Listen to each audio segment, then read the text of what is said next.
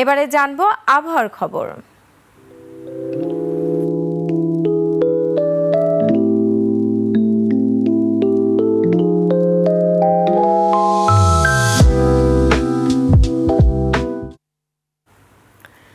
দর্শক, আজকের আবহাওয়ার খবর জানাতে আমাদের সাথে এই মুহূর্তে আছেন আমাদের সহকর্মী ফারিয়া নাজনীন।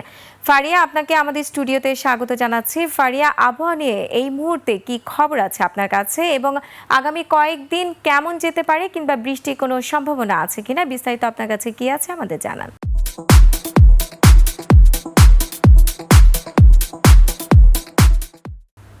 ধন্যবাদ রুমানা। আজ ১৯ জুন ২০২৫ তারিখে বাংলাদেশের সর্বশেষ আবহাওয়ার তথ্য থেকে আমরা দেখতে পাচ্ছি দেশের সিলেট, চট্টগ্রাম এবং ময়মনসিংহের দু এক জায়গায় এবং রংপুর, রাজশাহী, খুলনা ও বরিশালের কিছু কিছু জায়গায় অস্থায়ীভাবে দমকা হাওয়া সহ হালকা থেকে মাঝারি বৃষ্টিপাত হতে পারে। সেই সাথে দেশের কোনো কোনো জায়গায় মাঝারি থেকে ভারী বর্ষণ হওয়ারও সম্ভাবনা রয়েছে। গত ২৪ ঘন্টায় ঢাকার সর্বোচ্চ তাপমাত্রা ছিল ৩০.৫ ডিগ্রি সেলসিয়াস এবং সর্বনিম্ন তাপমাত্রা ২৬.৪ ডিগ্রি সেলসিয়াস।